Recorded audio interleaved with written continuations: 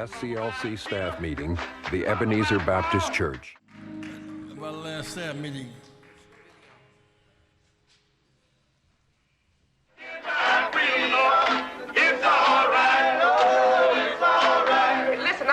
Movement to work. Wait a minute, man. And I want to cut down. King's closest aides were unsure about the Poor People's Campaign. What could it accomplish? Could they mobilize a nationwide movement? Was King's nonviolence perceived as being too conservative? And that's why I said the most radical guy lived in the 20th century was Martin Luther King Jr. It took a radical cat. Let me say my thing and then I'll listen in up. I said the most radical cat lived in the 20th century was Martin Luther King Jr. It took a radical cat to put 50,000 black people in Alabama off buses. The question, as I understood it, was not the fact that Dr. King didn't do anything. It wasn't the issue. The issue was, if we're going to take people on a go for broke, what are we going to be able to return back to Mississippi with in our hands? Nothing. What are we going to be able to return back to Chicago with in our hands? Nothing. And what Carlos, as I understood, was saying, I'd like you to state that if we're not, then let's just say we're not going to do that, and then he'll know. And if we are, say we are. Can I speak to that, though? Because, no. This is not nonsense, okay? If the thing becomes the demands, and then you don't come back with the demands, you're in trouble. I don't think we can give anybody any guarantees. So that we've reached a point where we almost are where the Jews are when Hitler took power.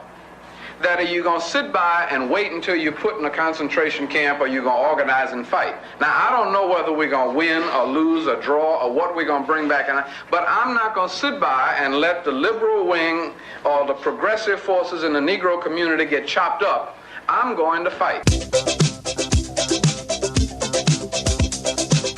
Some folks celebrate Abraham Lincoln, so we're going to celebrate Martin Luther King's Day today. Don't let him out of here. Happy birthday to you.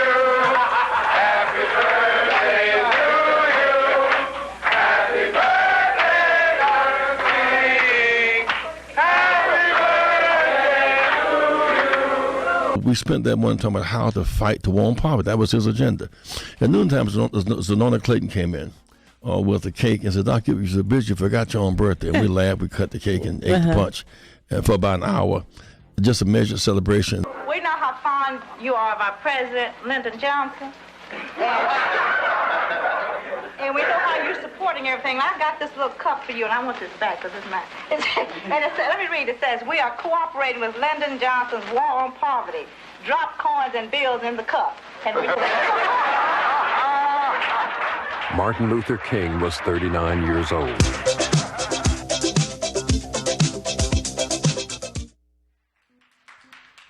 Give our staff a big hand putting that together. Let me make, I was blessed to be with Dr. King his last birthday. Around 8 o'clock, he had breakfast at home with his family. Around 10, he came to the church, focusing on how to end poverty. In Chicago, there are 18,000 children in school who are homeless. More out of school than in school who are homeless in Chicago today. There are 9,000 inmates in Cook County Jail. A third of them don't want to come home. There's no home. They'll stay in jail as a homeless shelter. Others are mentally challenged. Some want to get out and don't have the bail money. We're fighting to get them out. So we fight to free the captive, fight to end the war, and fight for poverty. That's Dr. King's agenda. So this is how he spent his last birthday, ending poverty at home, in the war abroad. Today we spend so much money on the military, prepared to kill the world, not prepared to heal the world. We're paying a big price for that. I want to thank our staff for putting this tape together. On the breakfast Monday morning, we're going to honor George Johnson. George Johnson, Johnson Products Company, first African American on the stock exchange, the first sponsor of Soul Train, Johnson Products Company. George Johnson hired 300 people making hair products, Afro Sheen. We honor that legacy. We honor him with a lifetime of Martin Luther King, Jesse Jackson Lifetime Achievement Award. Let's give George Johnson a big hand.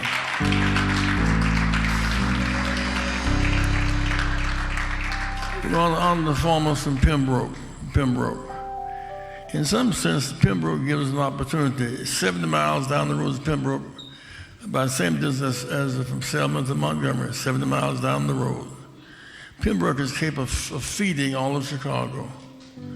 I went to one farm alone last week. They grew 3,000 watermelons. They grow hogs and calves and cattle and vegetables. Chicago must be the market for Pembroke farmers. They make it, we consume it. They have organic farmers in Pembroke, Illinois. Difference is that all the farms around Pembroke have windmills, making money as subsidy. They said the wind stops at Pembroke. Doesn't make sense to me, but we will have windmills in Pembroke. Pembroke does not have natural gas. It has propane gas. They can't attract industry with propane gas. It's about $1,000 a month. You cannot heat up industry with propane gas. So we met with NICO and others. We intend to have natural gas lines at Pembroke and Wi-Fi and internet. We are going to bring Pembroke into this, and we're going to do it now. Put your hand together for Pembroke.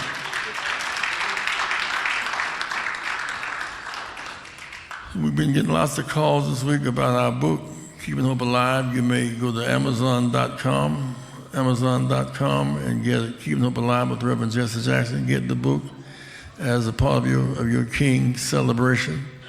We call you to action, but also to read this book and become more involved. We want teachers involved in a renewed way. And we want teachers to do 6 things with your class. Take your child to school. Meet your child's teachers. Exchange home numbers. Turn the TV off 3 hours a night and pick a report card every night and say, I will take my child to school. I will meet my child's teachers. I'll exchange home numbers. I will turn the television off 3 hours a night. I'll pick up my child's report card.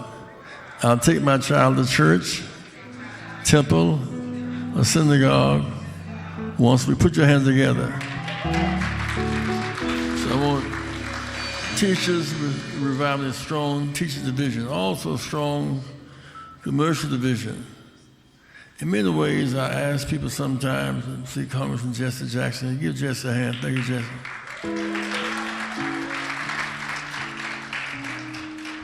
I ask people, who's the largest employer of blacks in Chicago?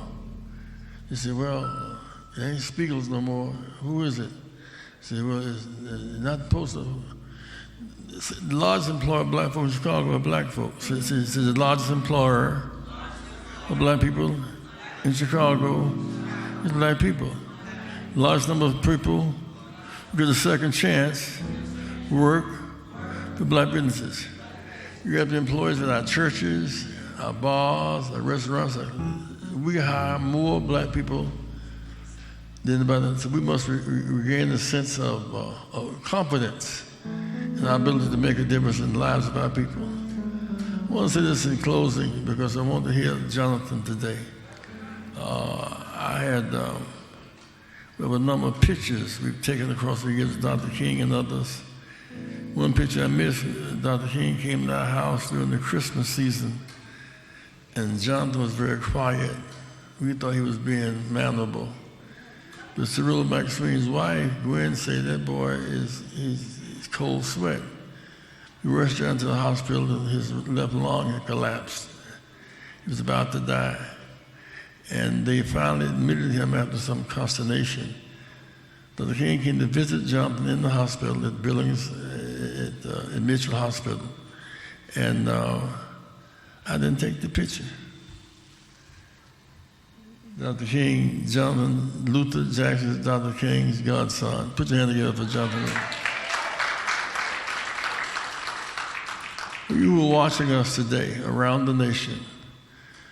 I've been asked, what is the most significant thing we can do today? Register and vote. The difference between today and yesterday was we could only hope for change, now we can vote for change. We have the power to elect presidents. We have the power to unelect presidents. and congressmen, in the sense that we have the power. We can make brick with straw. We make democracy with votes. The result of our marching and fighting back would not have the power to make a difference. So we fight for enforceable voter education. Those in jail who are not yet sentenced are eligible to register. We should register those young people who are in jail.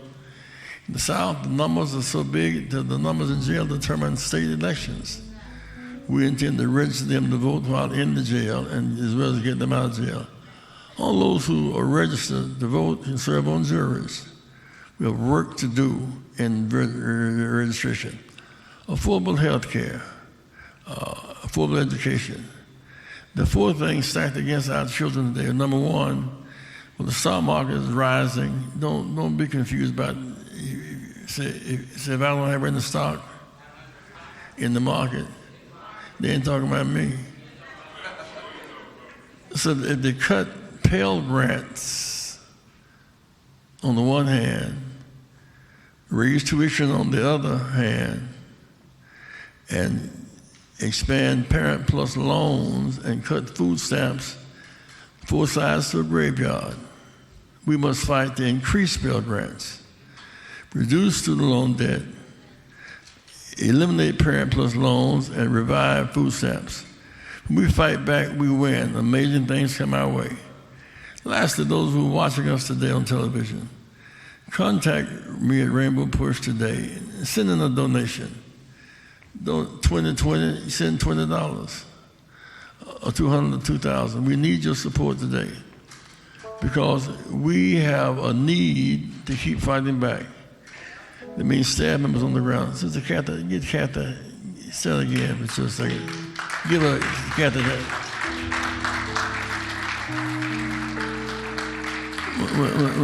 When Jonathan gets through there, I want you to sing change. When Jonathan gets through today. I'm especially delighted today to bring on the national spokesman for the Rainbow Push Coalition, who has taken on additional responsibility in the organization. God has blessed him. When John was a child, John used to stutter. He couldn't talk for a long time. I must have the complex. John grew out of his complex. Became a force for good. His voice resonates around the world. He went to South Africa for us last year. He went to India for us last year. He went to South Africa. When John speaks, the world listens.